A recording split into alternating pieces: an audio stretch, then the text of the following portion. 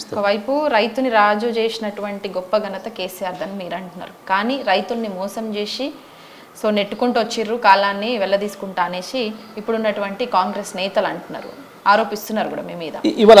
ఇప్పుడు రైతు రుణమాఫీ కూడా 100% అయిపోయింది. రైతు భరోసా సంక్రాంతి తర్వాత చేస్తామన్నారు. రైతు బోనస్ కూడా మేము ఇచ్చే ప్రయత్నం చేస్తున్నాం. మా మీద కావాలనే బురద జల్లే ప్రయత్నం బీఆర్ఎస్ నాయకులు చేస్తున్నారు. ఈ వెంకటరెడ్డి రైట్ హ్యాండ్ అనబడేవాడే కార్యకర్త, కాంగ్రెస్ కార్యకర్త డైరెక్ట్గా పార్టీ మీటింగ్లోనే ఉపన్యాసంలో చెప్పినాడు, రైతులు మనం చెప్పుతో కొట్టేట్టున్నారు, ఊళ్ళలో పోయే పరిస్థితి లేదు, ఇవాళ వెంకటరెడ్డి ఏదైతే పదవి ఉపయోగించడం ఎవరు చెప్పులతో కొడతారు అని చెప్పి అందుకే నేను మొదటిసారి కోపానికి వచ్చింది. మీ కార్యకర్తే నేను చెప్పుతో కొట్టినట్టుగా చెప్పినాడు. మా ముఖం లేదు, ఊళ్ళలో పోతే మేము ఏం చేయలేకపోతున్నాం, రైతు బంధు విషయంలో, రుణమాఫీ విషయంలో అడుగుతున్నారు, రైతు భరోసా విషయంలో అడుగుతున్నారు, ఇతర హామీల విషయంలో అడుగుతున్నారు ప్రజలు మమ్మల్ని. మేమేం చెప్పాలి, మీరు నాయకులు పైన కూర్చొని మీటింగ్ పెట్టి పోతారు, మేము గ్రామాల్లో ఉండే వాళ్ళు ఏం చెప్పాలి అని చెప్పి కాంగ్రెస్ పార్టీ కార్యకర్తలే మాట్లాడుతున్నారు. అది చాలు కదా, చెప్పుదాం కొట్టడం అంటే అంతకుమించి ఏం కొట్టాలి? ఇంకా నిజంగానే చెప్పు తీసి కొట్టాలి వెంకరెడ్డిని? ఆయన ఎమ్మటున్న మోహన్ రెడ్డి అనబడే కార్యకర్త చెప్పిందే చెప్పుతో కొట్టడం, అంత మించి కొత్తగా ఏం అవసరం లేదు, ఇంకో చెప్పక్కర్లేదు.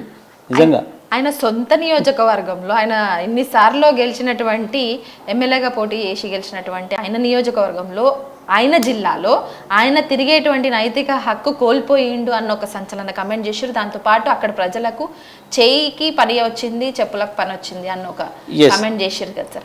ఎందుకు అంత అగ్రెసివ్ గా మాట్లాడాలి? అవును, మీరు అన్నట్టు నేను జనరల్ నాకు ఇట్లాంటి ఎప్పుడు మాట్లాడడం ఇష్టం ఉండదు, నేను ఎప్పుడు కూడా మాట్లాడను. కానీ నిన్ను అది కొడుతుంటే, నీ రైతులు నీ కార్యకర్తలే చెప్పులతో కొడుతుంటే సిగ్గు లేకుండా నువ్వు చెప్పు దెబ్బలు పడుతూ మమ్మల్ని మాట్లాడుతున్నావు అనే మాట నేను అనాలి కదా, నా బాధ్యత. ఎందుకనంటే మంది వారు అడగలే, వాళ్ళ పార్టీ కార్యకర్తలు వాళ్ళ పార్టీ నాయకులు అడిగారు. ఇవాళ నేను ఏమంటే రైతులకు పోదామన్నా, నేను ఇద్దరమే పోదాం, సెక్యూరిటీ వద్దు, నువ్వు ఎమ్మెల్యేవు నేను ఎమ్మెల్యేను, ఇద్దరం పోదాం, చెప్పుతో నిన్ను కొడతారా నన్ను కొడతారా చూద్దాం, ఏ ఊరికైనా నీ సొంత గ్రామానికి కూడా పోదాం. మన న్యూజిలాండ్ వేదికగా నీ సొంత గ్రామానికి. కోమటిరెడ్డి వెంకటరెడ్డి మంత్రి, ఇప్పుడు ప్రెసెంట్ మంత్రి, మీరు మాజీ మంత్రి, మీరు ఓపెన్ ఛాలెంజ్ ఆయనకు చేస్తున్నారు. నిజంగా మన ఛానల్ వేదిక కూడా పబ్లిక్ రాష్ట్ర ప్రజలకు తెలిసేలాగా మీరు ఓపెన్ ఛాలెంజ్లో పైనే నిలబడతారా? 100% నేను సిద్ధంగా ఉన్నా. తెలంగాణ రాష్ట్రం మొత్తం అయినా అవసరం లేదు, ఆయనకు అంత పెద్ద సీన్ లేదు. నల్గొండ జిల్లాలో ఇప్పుడు కొత్త నల్గొండ జిల్లానా, పాత ఉమ్మడి నల్గొండ జిల్లానా, ఇవన్నీ కూడా పక్కన పెడదాం. నీ సొంత నియోజకవర్గంలోనే లేదా నీ సొంత గ్రామంలోనే ఇద్దరం పోదాం. రైతు రుణమాఫీ మీద అడుగుదాం, రైతు భరోసా మీద అడుగుదాం, రైతాంగాన్ని 24 గంటల కరెంటు మీద కూడా అడుగుదాం, ప్రతిదాని మీద అడుగుదాం, నువ్వు ఇచ్చిన హామీల మీద అడుగుదాం, గత ప్రభుత్వంలో మేము చేసిన పని ఎట్లా ఉండే కొనుగోలు మీద కూడా అడుగుదాం. వాళ్ళు చెప్పిన సమాధానమే ఇక నీకు చెప్తాం కొట్టడమా, నాకు చెప్తాం కొట్టడమా.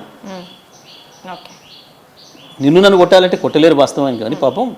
కానీ వాళ్ళు చెప్పే సమాధానం ఉంది చూడు, ఇక అది చాలు. నువ్వు చెప్తాను ఎవరు కొట్టినట్టు, ఎవరు దెబ్బలు తిన్నట్టు, నేను సిద్ధంగా ఉన్నా అని చెప్తున్నాను. యంత్రాంగం లేకుండా, పోలీసులు లేకుండా, బలగం లేకుండా రమ్మంటారు. ఎస్, మా పార్టీ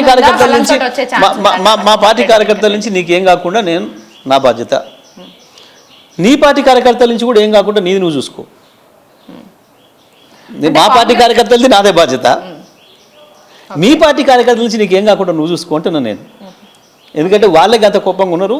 మనం ఆల్రెడీ ఒకసారి చెప్తాం కొట్టి వేదిక మీద. బీఆర్ఎస్ కార్యకర్తల నుంచి థ్రెట్ లేదు, ఎటువంటి ఇబ్బంది లేదు, కార్యకర్తల నుంచి ఉందంట తప్పకుండా. ఎందుకంటే ఒక ప్రజల్ని మోసం చేయాలి, ఆయన పార్టీ కార్యకర్తలు కూడా మోసం చేస్తున్నాడు, ఆయన పార్టీ కార్యకర్తలు కూడా మోసం చేస్తున్నాడు, ఆయన పార్టీ నాయకులు కూడా మోసం చేస్తున్నాడు.